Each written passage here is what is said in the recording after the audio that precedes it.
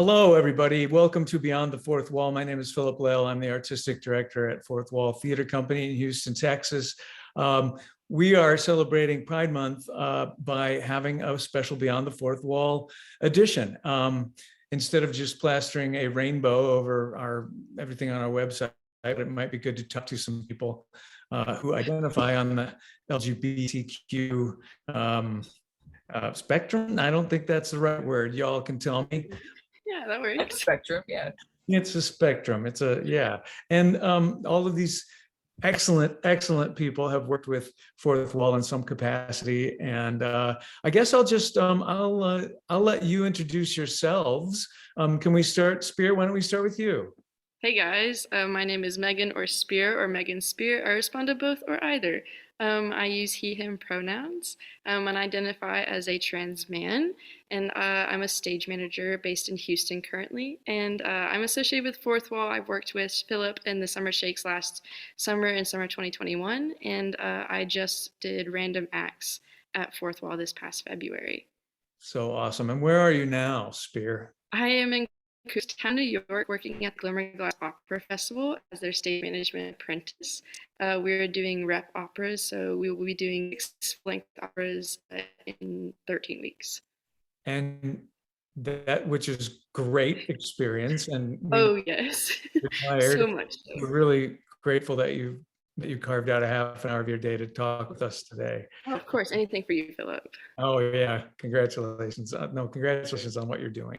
Thank you. And thank you for that. Anything to come work with me this summer, I guess. Well, maybe fun.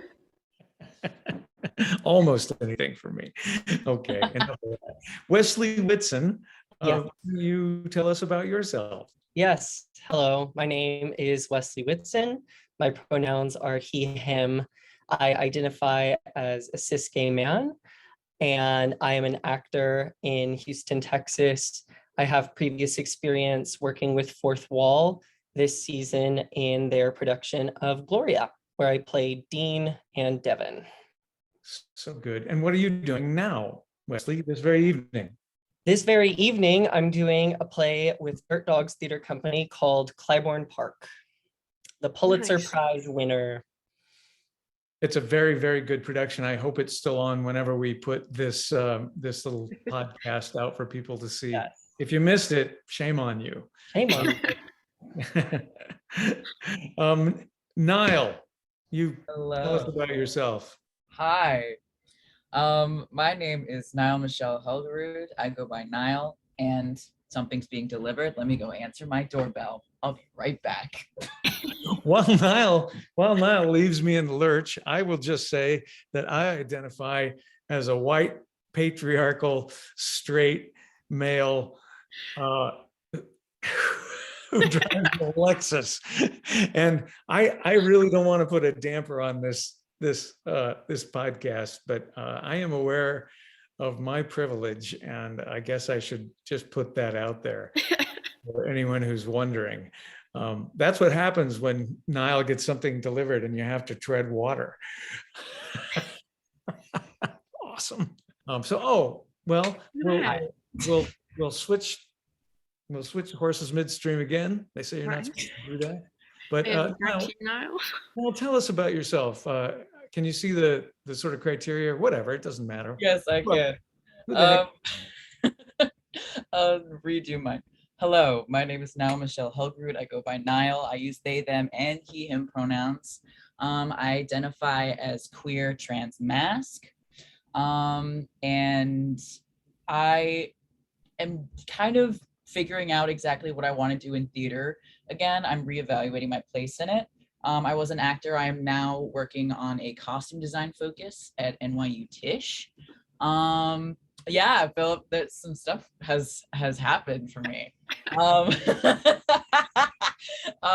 And last summer with Spear, I worked on Summer Shakes. I was the company manager / assistant stage manager. And you became the musical director. I also became the musical director. And helped out, with directing ideas and therapist to the children. I'm stunned, Niall, because we also I coached Niall when True. we were auditioning for Tish, and you are a wonderful actor and maybe even a better singer and a really good dancer too. So, but costume design, Yeah. which is Yeah. great. I mean, I love costume design, but what the heck? Hey, I mean, Niall's outfits are always on point, so this makes total sense to me. Thank you. Yeah. Okay. Well, why don't we go around and if anybody has wants to jump in on this one, I'll just read the question that Gabe prepared and we can see what you guys say. What has your identity journey been like, and how has that factored into your career, if at all? And have you been met with acceptance or rejection along the way? Anyone? So I kind of came out twice in my professional career. I came out early in college, initially when I was more feminine presenting as a queer woman. And that was kind of a acceptance bound. And when I made the second coming out as a trans man, it kind of like took people back a little, and there felt more of a learning curve for people and how to approach me, which I thought was a little bit different. But once you like get over that hump, I found in the Houston theater community, like 99% of the people are very accepting personally, and are very open to being educated and how to be more open in a space, which I think is the first step. Which is super awesome. And then I have the privilege here at Glimmer of Glass, being in an almost gender queer majority, which is really, really cool. And just kind of getting to be myself without even having to consider what it means when I enter a room to other people, which has been super like overwhelming and exciting all at the same time. So I don't know if it's like hindered my career coming out, but it was both a learning curve for me and I think the theater community, and what it means having more visibly queer people in a space. Awesome. I'm just worried about that 1%. The world isn't perfect. No, I like that story very much. Do either of the other two of you have anything to say to that question, Wesley or Niall? Yeah, so I am not as involved with the Houston theater scene because now I live in New York. Spear, we need to meet up while you're here. Anyway, it doesn't have to be about the Houston theater scene, okay, wherever you are. Yeah. So I came out as a queer woman, kind of like Spear did, that we had a similar journey in high school. And then I came out as trans non-binary my senior year while I was auditioning for schools. And I've continued to explore my gender and sexuality throughout all of college in terms of like how do I want to present, how do I want people to address me. I changed my name after my freshman year. And it's definitely been a journey. Yeah. You know, there are faculty that I've worked with at NYU who have been really great with like getting my pronouns right. And there have been faculty who have not been as amazing with it, not in a malicious way, but you know, Yeah. yes, sure, you get it. And you know they mean well, because they like, even with you or went to the University of Houston, even before I came out as a trans man, like they saw me using she her pronouns, so like I knew it wasn't from a place of malice, but there it is. It's a learning curve for everyone a little bit to get used to it. Yeah. But also here in New York, I have been able to work on shows and musicals and projects with almost completely queer like crew and cast, which has been so sick. That's been absolutely awesome. So yeah, my journey has been very interesting, but also as like a white queer person, I am extremely privileged, so I don't have to face as many adversities as say like my Black trans like friends have to deal with on a regular basis in the theater community. So yeah, that's That's my So experience.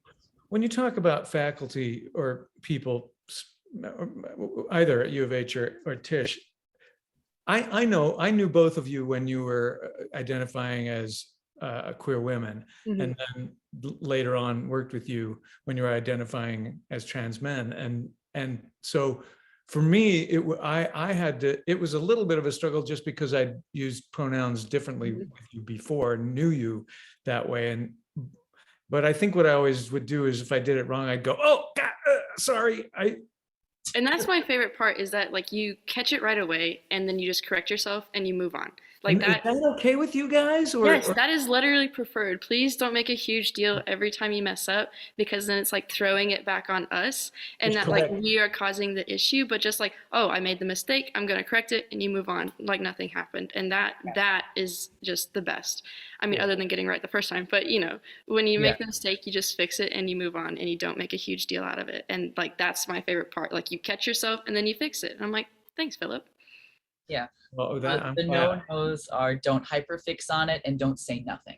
Oh God, yeah. And don't. What was the last one? I just didn't hear it. And then don't say nothing. If Yeah. you mess up and then you don't acknowledge it afterwards, it just kind of feels like you don't care. You know what I mean? So I see. if you do like, oh, she hurt, sorry, hey, did this thing. Is that what the faculty who bother you do? They just don't give a Yeah, fuck. Yeah. yeah. They just most move of the on time as if nothing happened. yeah, and then nobody else in the room will say anything, so you just kind of you feel really isolated. Gotcha. So hot tip, if you do it, just do a real quick turn on, be like, oh sorry, he, and then go on. Yeah. But if you're in the room and the person doesn't acknowledge it, raise your hand, speak up. Actually he, him, actually she, her, actually they, them. Z's or, if they use neo pronouns, Yeah. just be an ally. Just be an Just, ally. just be an ally. Wesley, you haven't had a chance to answer this question. Do you have thoughts or? Yeah. So my coming out journey began in high school, but I don't feel like I'm wrong in saying I always knew that there was something about me that was different and existed on the queer spectrum. I didn't have the words for it. In high school, I went to a performing arts summer camp called Perry Mansfield.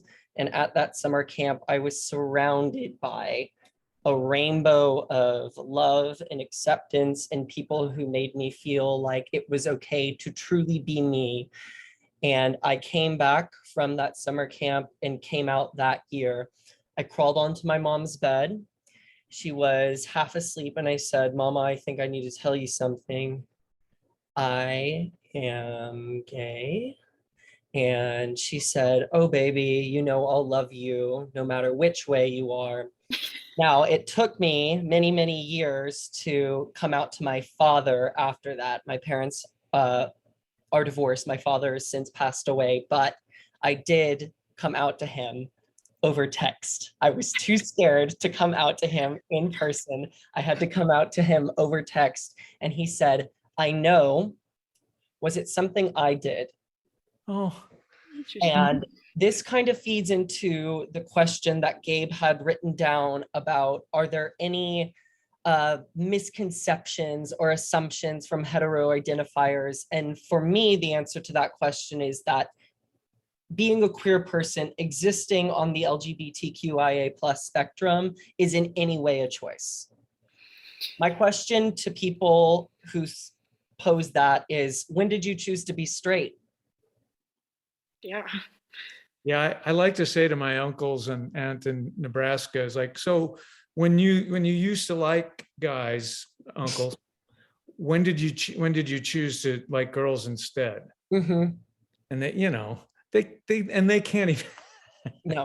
They don't want to hear that. Yeah, because they can't answer it, and like we can't answer that either because we just are. And I think I was thinking about this earlier because a lot of people post about queer people making it their entire identity, and it's not that we're like choosing to like be this like extra person that is like the stereotype, but it's like living ourselves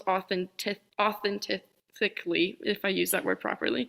Authentic. Like just being able to be yourself, like that's our identity in queer or whatever you identify, what word you use, like that's just a piece of that. And the fact that it's oppressed, like we have to be proud of it, because if we don't celebrate it, who will?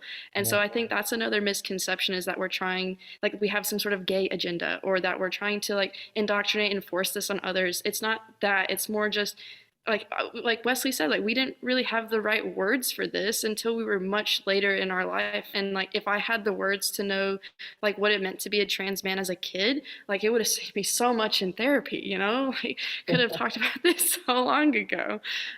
So I think that's a huge misconception, is that like we're trying to force kids to choose something else and like push against some sort of rebellious thing. But no, we just want people to be happy and comfortable in their own skin, and find and help create spaces that are safe, to where like you can just be yourself and that not be a big deal, which I think is where I think I see a lot of theaters, at least in Houston, kind of starting to make that trend towards. You know, I will say that in my life, and you know, I'm a generation or two older than you people. You know, being gay in the 80s, when I was going to graduating high school and going to college, it was a so huge stigma. But and so in high school, I don't think I knew anybody who actually identified as gay. In college, when I went to the theater department at Drake University, I met these wonderful, out, brave men and women, and they were so generous about sort of educating the rest of us, that was my education, and that's why I didn't hold on to those conceptions that you guys are talking about, because I was among gay people who were willing to talk about it to us ignorant straight folk. So thank you all for being on this show, and maybe it'll help someone, who knows. Yeah, like it was actually Niall who gave me the language to understand that even though Niall as a trans person can't speak for the entire trans community, Niall can speak to their experience, and like gave me words to use to kind of figure out my own journey, and through that. So I thought that was really interesting, in that you like, I mean, we see it all the time when you're learning about other minorities, like you can't put the onus on them to educate you. You can ask and open the door, and if they, you know, go in, fantastic, ask those questions, learn what you can in that safe space. But I appreciate what you've done for us here, Philip, is giving us a bit of a platform to kind of do that while we have the privilege to, you know, speak on this, which is fantastic, as opposed to, you know, some rando coming up to us and assuming I know everything about being trans and what that means for all of us. So yeah, and I appreciate that there's so many different voices in the room too. Let's any other thoughts that are coming to mind? And there are some more questions here, but we don't have to stick to the script at all. Let's go for the next question. I'll just read it out. Where do you see LGBTQ plus people being represented in Houston theater? I don't think that there is a space that has been explicitly devoted to LGBTQI plus people in Houston in terms of theater. Not yet. I see plays that deal with queer issues every now and then. However, I don't know if there is a theater company devoted exclusively to that mission. I don't know of one that is devoted to gay plays or gay authors, or yeah, if there is one, I don't know about it. I can't think of one in New York City. Is there one? There are many theaters, not on Broadway. Yeah, right. There's Well, any no, but I mean, No, they're still doing Tootsie. So yeah, if there's any queer representation on Broadway, it is rainbow capitalism, and that is that. To those of you who do not know, rainbow capitalism is when straight people or people in power use like queer identities and queer culture as a way to make money without actually giving back to the community itself. Rainbow capitalism. slapping that rainbow sticker and calling it a day. Absolutely. There are definitely a bunch of like off-Broadway, like queer theaters. There's a lot of experimental queer theater happening. It also depends, like, what do you qualify as theater? Are you talking about the traditional play sense? Or are you talking about stuff that really goes against the norm, that is really rooted in queer theory? There's a lot of that work. You just have to find it. But I wouldn't say that like true, like deeply ingrained queer work has hit mainstream theater. Yeah, agreed. And Like, anything that is queer has been put through kind of this like filter, and has erased anything that isn't like the white queer experience that is palatable to the majority. and by queer, like there's not even a lot of like I've personally have not seen a gender non-conforming person on stage in Houston or anywhere before. Like I've never seen a true like someone who like is like non-binary play a non-binary or even another like an actual non-binary character. Like I've never seen that on stage before, especially in Houston. Like the closest I've ever come to seeing someone who kind of looks like me on stage, I think, was Hurricane Diane at Rec Room. Uh, what is it? Dionysus, the lead character there, is a masculine identifying woman, and that was like like blew my mind. I was like, oh my gosh, like they almost look like me. Oh, whoa, it's so crazy, like what representation does. But yeah, I agree with Wesley. I don't think there is any theater in Houston that's like solely focused on promoting a queer agenda in a sense, and like throwing out very different kind of shows that don't just speak to a queer struggle but like a queer life or existence and stuff like that. So yeah. How does a play, you can all chime in on this, but Wesley, you played an openly gay character in a play at Fourth Wall, Gloria, by Brendan Jenkins. And so Fourth Wall, Kim and I basically chose that play. We certainly didn't choose it to advance. I had no thought of how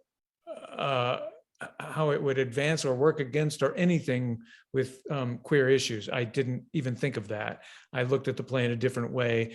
Okay, yeah, there's a gay character in it. That's just because that character was written gay by the author, was what I thought. I feel like I'm digging myself into a hole. What do I want to ask you? How does something like that stack up against what you're talking about, an overt gay theater versus theater that has gay characters in it? It's exactly that. In Gloria, there's no big scene of I'm gay. He just is a gay character that exists within the parameters of the plot. He was an interesting gay person to play as well, because he has got a lot of self-loathing and internalized homophobia wrapped up inside of him. And it's all a result of the work environment that is incredibly cynical and is powered by this ambition that overleaps itself. It's this insane amount of ambition that I think has led him to be more of a self-hating gay person.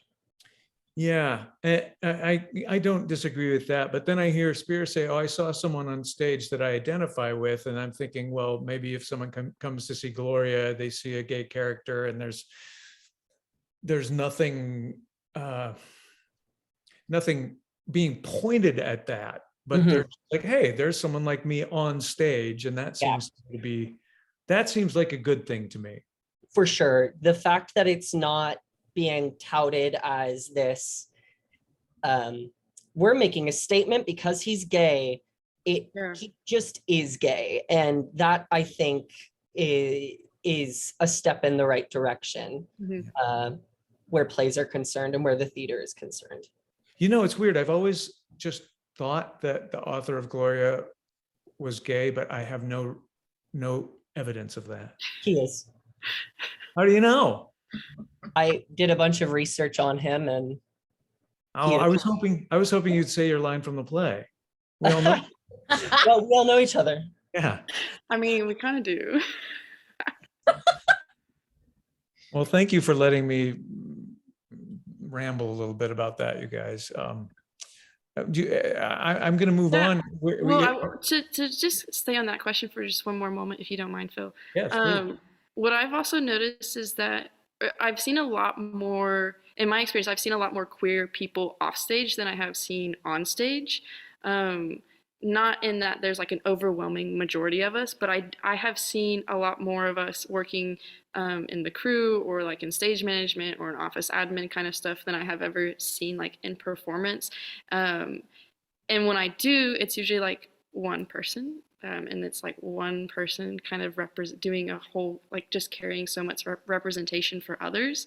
So if I really, really, really hope in the coming years in Houston to see a lot more queer bodies that like are just visibly queer on stage, not like they're trying to like kind of just fit into like, you know, the white a queer experience, but also like there's so much more in this, truly a spectrum of just gender and sexuality that I really hope we get to see more of those kind of like real personal stories on stage as opposed to, oh, one of these people is like a side, like the gay best friend kind of trope, which I think is done a lot. Like, I mean, we see it a lot with like the token black best friend too. Like, I want to see those stories centered and like kind of the point, but not the struggle. Like, what is their slice of life like? You know, we get a lot of those with our cis white friends, but you know, we're queer white friends or just our other friends in general. I'll tell you, when we were talking about doing this last week, we were talking about, well, who could we ask to be on? And thank you again, all of you, for agreeing. And I was like, well, I'll just go over the plays over the last 5 years or so and ask some of those actors. And I was shocked at how few gay people have appeared on the Fourth Wall stage. I haven't thought about it much, and I realized then, but you guys are solidifying this thought, that it's something that I have to pay closer attention to. Mm-hmm. So, and just like to add on to Spear's thought, really like on fully having the spectrum of different types of queer people that can be represented. Also, like in terms of absolutely including different people of different race, people of different gender expression and identity, people of different sexuality, but also of different ability. There, I am personally disabled. It's not like something you can physically see. I am autistic, and I have a back condition that can make moving around sometimes really hard. And if we don't also include those queer stories, then we're not including queer stories, because if you don't include the whole, then it's not really there. So really just all types of queerness and all types of queer bodies, not just those that you think of firsthand, which are normally cis able-bodied. I'm curious to see how like people in power go about this, because like it almost feels sometimes a little invasive when you want to ask someone's like identity in terms of sexuality or race sometimes, and like, you know, it's hard to like find that boundary. But I really appreciate the groups that are like intentionally seeking, hey, we're looking for BIPOC, we're looking for queer people for this. And so that like when I see that, I immediately apply. It's like, oh, you're looking for queer, you know, stage managers, that's me. Like, I know you are actively seeking those kind of people because you feel you have a space safe enough for them, or you have power ready to uplift those people. And yes, take that with a grain of salt, because not every company is really thinking that, and you should do your research. But like when companies are doing that kind of specific search, that to me is a little bit of hope in that, like, oh, you are actively like trying to find us without having to be like, I think he's gay, I think, you know, they might be on, you know, the spectrum, okay, they look disabled, we're gonna cast them, that kind of thing. It opens the conversation, forcing people to make assumptions. But, you know, like I said, I'm really excited to see how, you know, the theater powers that be kind of start to evolve in the next few years to make room for more of us on stage. Yeah, it's easy. It's hard to be proactive. It's easy to say, well, I'm just looking for the best person to fill this job or this role, and I'm open to whomever. It's easier to do that, and that's what I will say. I think that's what I do. I just need the best person, and if I don't care who you are, if you can do the job, I want you. I don't care if you're disabled. I don't care if you're queer. I mean, you know, all of it. I'm down. But what I'm hearing you say, Spear, is that that's not enough. Yeah, because we all have our own inherent biases that we don't quite realize sit with us, Oh yeah. and all that. Like, it's funny, like when you talk about someone who's disabled, like you learn so much about accessibility when you have someone who is in the room that's disabled, and you realize, wow, my theater is incredibly inaccessible to people, or like this space is like incredibly inaccessible to people. Like, how can you get around? And like not even that, but how can you like comfortably do what everyone else does in the room? So like I appreciate those people that are like specifically seeking out those voices, so that way that conversation starts in the room.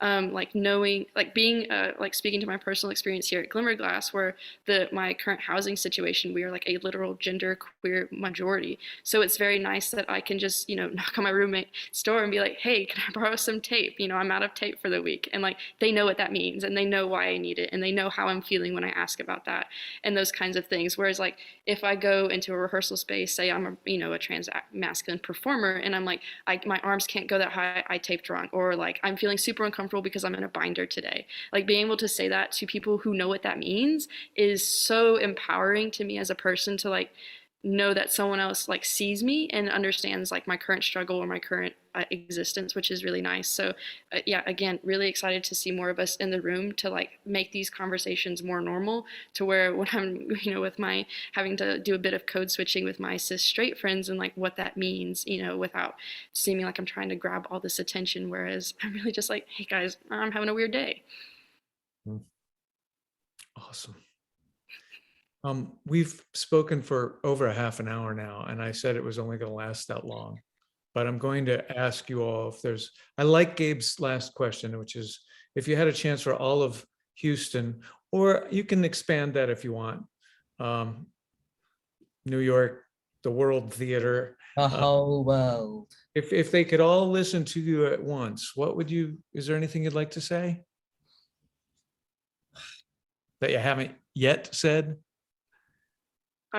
An ass, assuming makes an ass out of you and me. That's my favorite one. Just stop assuming, either ask the question or do your research. And if you're gonna assume, just assume everyone's gay until otherwise, because that's probably safer. Just use they.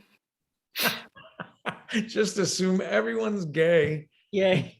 Find out otherwise. Yeah, exactly. They'll let you know if they aren't. Wesley? If you prick us, we bleed. If you tickle us, we laugh. We're human beings at the end of the day, just like you. I think there's common ground that still needs to be found. There's a battle that still needs to be won.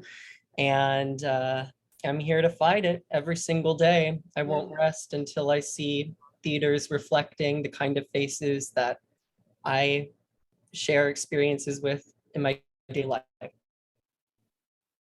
Wonderful. Niall? Yeah. Close us out, homie. Close us out, homie. The bare minimum is not acceptable. Queer liberation also includes abolition. It also includes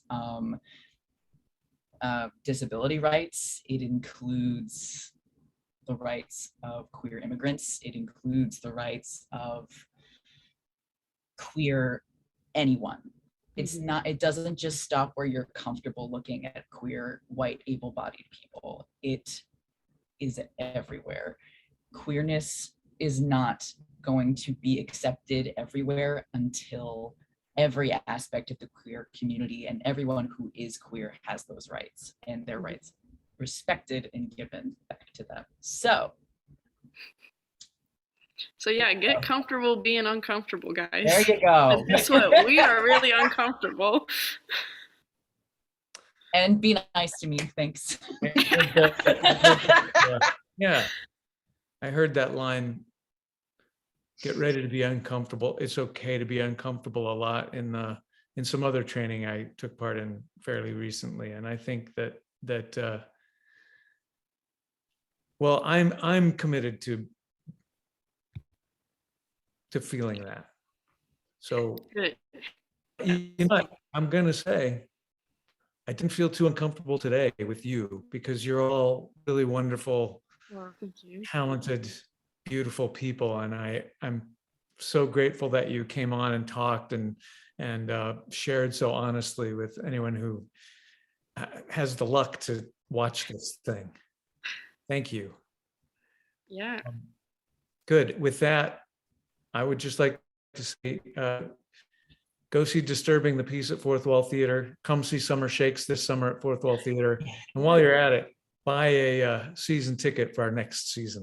Yes. Support Fourth Wall. We love them so much. Had to do that at the end, gang. Thank you. Yes. Thank you, Spear. Thank you, Wesley. Thank you, Niall. And thank happy you. Pride Month. Thank Happy you all. Pride. Thank you all for watching. Yes. Okay, that's that. We'll cut it there. Okay, And cut. so, yeah,